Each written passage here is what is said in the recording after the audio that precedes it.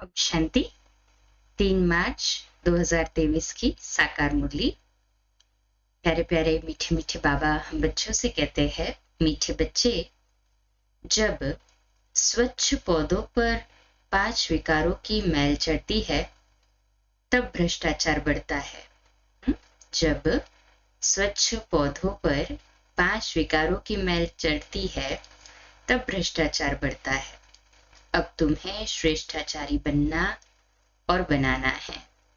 प्रश्न: श्रेष्ठ बनने के लिए श्री श्री शिव बाबा की श्रेष्ठ मत कौन सी मिलती है? उत्तर: श्रेष्ठ बनने के लिए बाप की श्रीमत मिलती है। बच्चे, कम से कम 8 घंटे मेरी सर्विस पर रहो। 8 घंटा भले उस गवर्नमेंट की सर्विस करो, लेकिन 8 घंटा मुझे याद करो व स्वदर्शन चक्र फिराओ।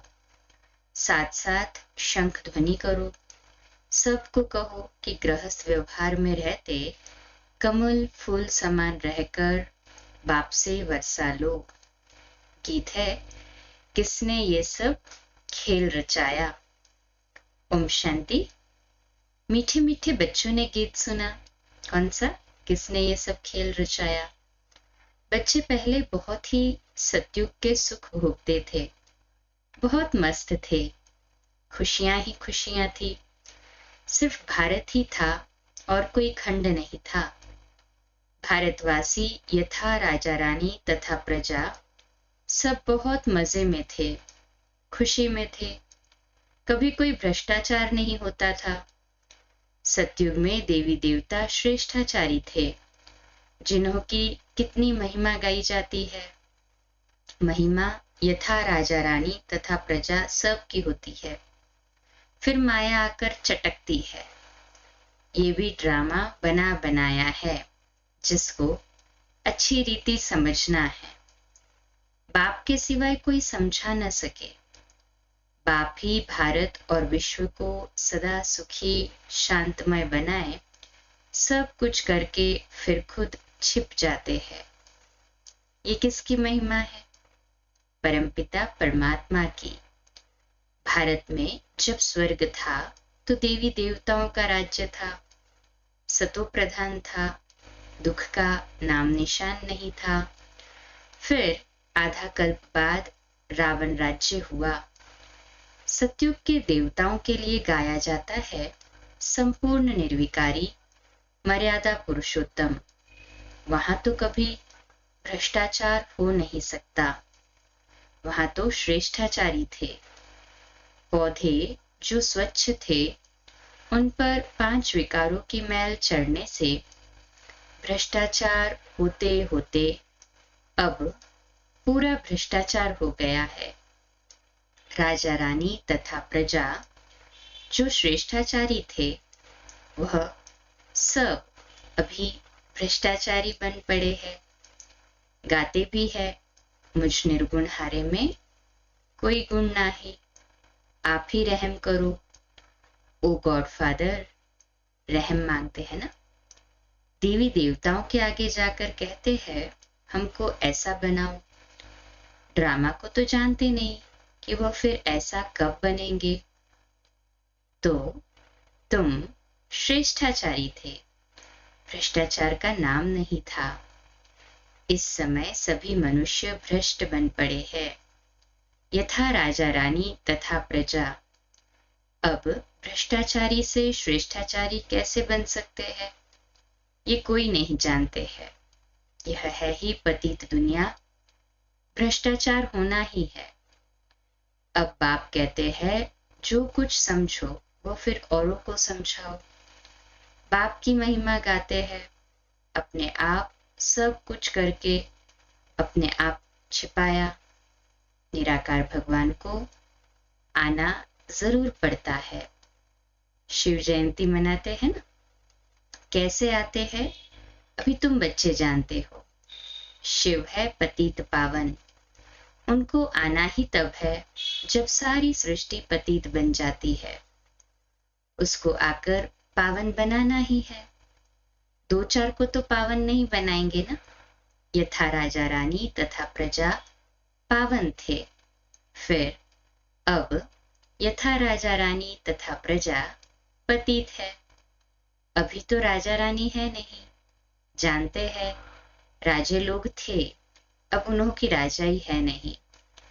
ब्रिटिश गवर्नमेंट थी तो साहूकार लोग जमींदार आदि धन देते थे। कोई ने 20-30 हजार दिया तो टाइटल मिल जाता था।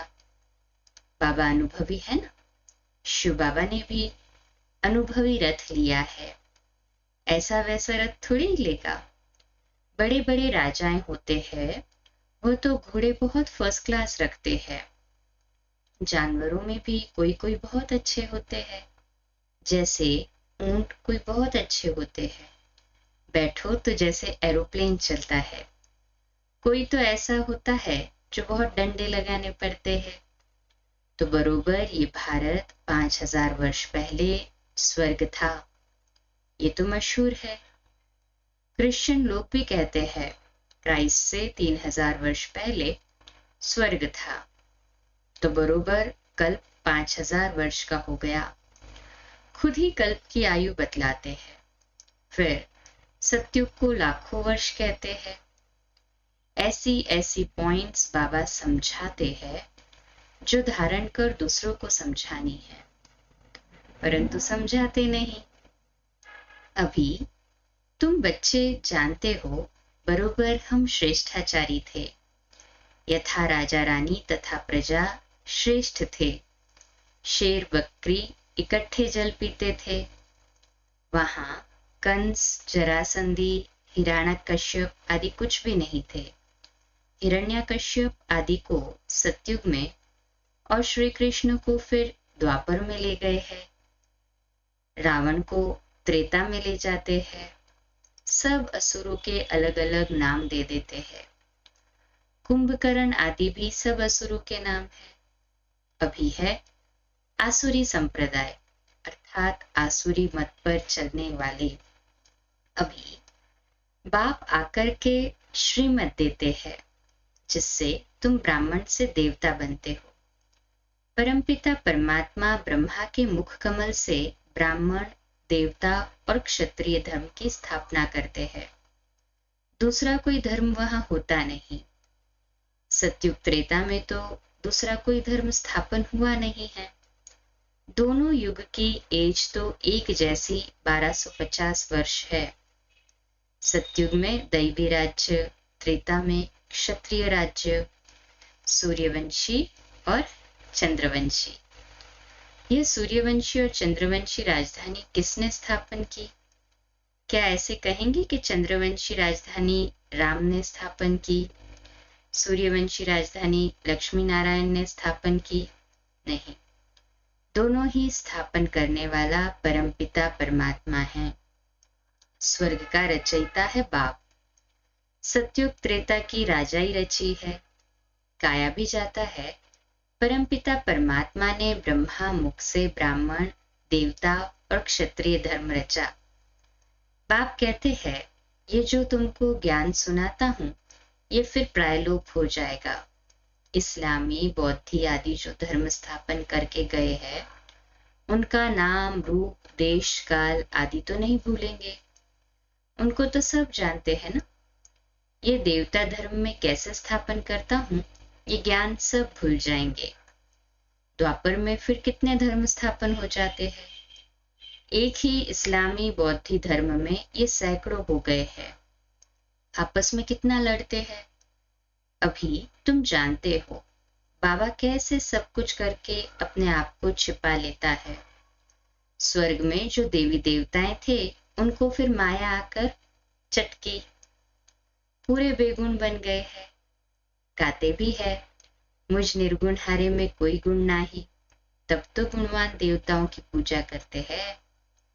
बड़े बड़े राजाओं के पास अंदर महलों में, मंदिर में रहते हैं, पूजा करते हैं। कोई ऐसा राजा नहीं होगा जिसके पास मंदिर न हो। अब बच्चे जानते हैं शिव बाबा की श्रीमत पर चलना है। कदम कदम पर श्रीमत लेनी है, तभी सो देवी देवता बनेंगे, परंतु श्रीमत पर भी चलते नहीं। बाबा कहते हैं कोई भी बात में कुछ मूंझो तो चिट्ठी लिखकर पूछो। बाप को याद करो। माया ऐसी है जो स्वर्ग स्थापन करने वाले परमपिता परमात्मा को याद करने नहीं देती। बाबा जानते हैं तूफान बहुत आएंगे, परंतु चिट्ठी लिख पूछना चाहिए इस हालत में क्या करे। बच्चे की शादी है, इस हालत में क्या करे। कोई मरा है, क्या करे। मत लेनी चाहिए। श्रेष्ठ बनना है तो श्रीमत पर चलना है। श्री कृष्ण की मत तो हो न सके। श्री कृष्ण पतित दुनिया में कैसे आ सकता है। श्री कृष्ण की आत्मा खुद अंतिम जन्म में राजयोग सीख रही है। सिर्फ श्री कृष्ण की आत्मा है क्या। जो भी देवी देवता घराने वाले हैं वह ब्राह्मण बने हैं। कदम कदम श्रीमत पर चलना है। बाप कहते हैं जितना हो सके बाप को याद करते रहो। तुम्हारे पापों का बोझा बहुत है। भल कोई गवर्नमेंट सर्विस में है, 8 घंटे गवर्नमेंट की नौकरी है, बाकी जो समय है उसमें याद करो। कम से कम 8 घंटा तुम मेरी सर्विस करो, बाप को याद करो। स्वदर्शन चक्र फिराओ, शंख ध्वनि करो। कौन सी। सबको कहो गृहस्थ व्यवहार में रहते कमल फूल समान रह करके बाप से वर्षा लो। बाप स्वर्ग रचते हैं तो स्वर्ग का वर्षा मिलना चाहिए ना। भारत ही स्वर्ग का मालिक बनता है, अभी तो नर्क का मालिक है। नर्क में दुखी होते हैं तब बाप को याद करते हैं, परंतु जानते नहीं कि बाप क्या देगा। बाप के लिए कहते हैं सर्वव्यापी है, ठिक्कर भीतर में है। बाप कहते हैं तुमने कितनी भूल की है, परंतु ये भी ड्रामा में नूंद है। अब उनसे बाहर निकलो। ये भक्ति आदि करते करते तुम तंग हो गए हो। अभी भक्ति भी व्यभिचारी हो गई है। मौत आकर सामने खड़ा है तो श्रीमत पर चलना चाहिए, परंतु बच्चे ऐसे बाप को भूल जाते हैं। माया रावण का राज्य कैसे चलता है ये भी कोई जानते नहीं। रावण का भूत जलाते हैं, ये पीछे रिवाज निकला है। रावण को जलाते हैं, परंतु हर वर्ष रावण बड़ा होता जाता है। आगे 10 फुट का बनाते थे, फिर 15 फुट का बनाया, फिर 50 फुट, एकदम छत जितना लंबा बनाते हैं। बुद्ध का भी बहुत बड़ा चित्र बनाते हैं।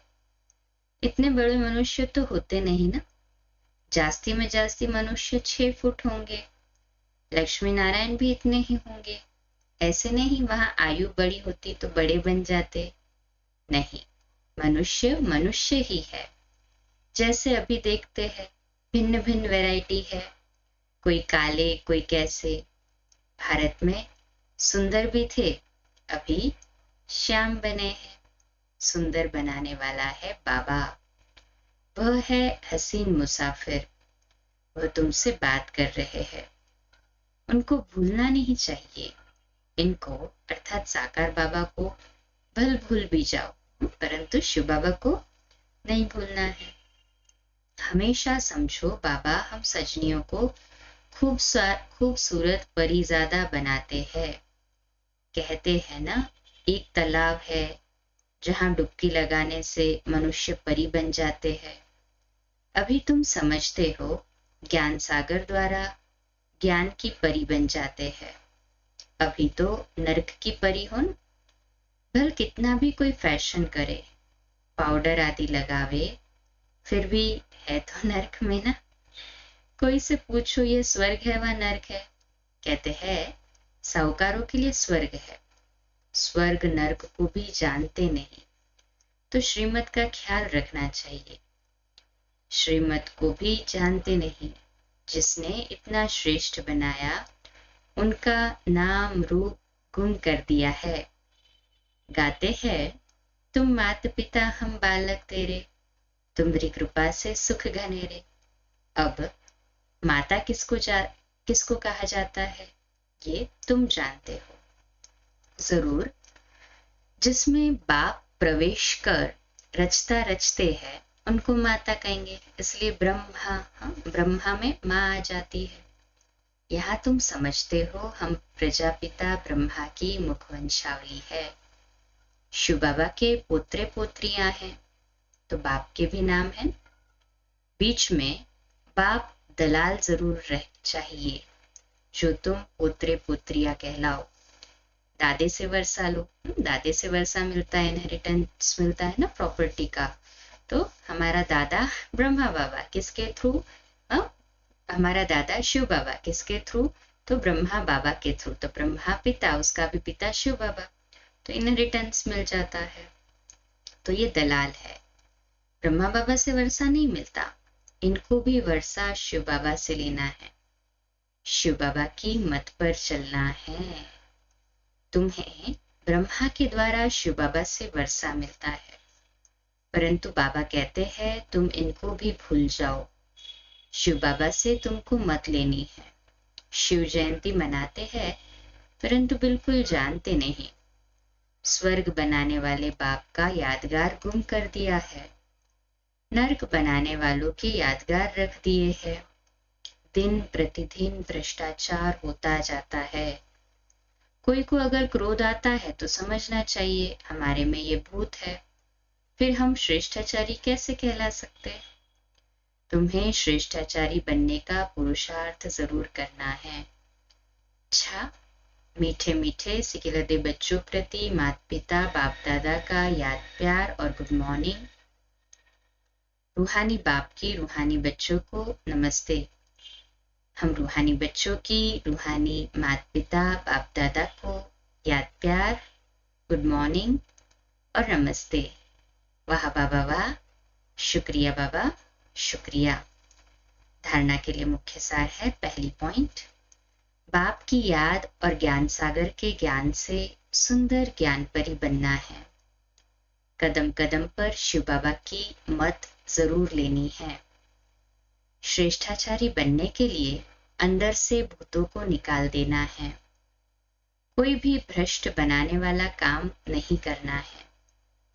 आज का मीठा वरदान, समस्याओं रूपी पहाड़ को उड़ती कला द्वारा सेकंड में पार करने वाले सहज पुरुषार्थी भव। आज का हमारा स्वमान लिखने और अभ्यास करने के लिए, मैं सहज पुरुषार्थी आत्मा हूं। मैं सहज पुरुषार्थी आत्मा हूं। विश्लेषण, हिमालय पर्वत जितनी बड़ी समस्या को भी पार करने के लिए उड़ती कला की विधि को अपनाओ। सदा अपने सामने सर्व प्राप्तियों को इमर्ज रखो और उड़ती कला में उड़ते रहो तो समस्या रूपी पहाड़ को सेकंड में पार कर लेंगे।